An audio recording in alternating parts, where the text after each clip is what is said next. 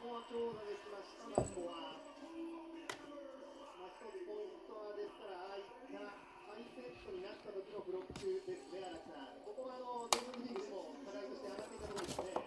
そうですね、ブロック失点にならないようにちょっと気をつけたいですね。タイミングがちょっと早いのかなっていう印象はあります。ゆ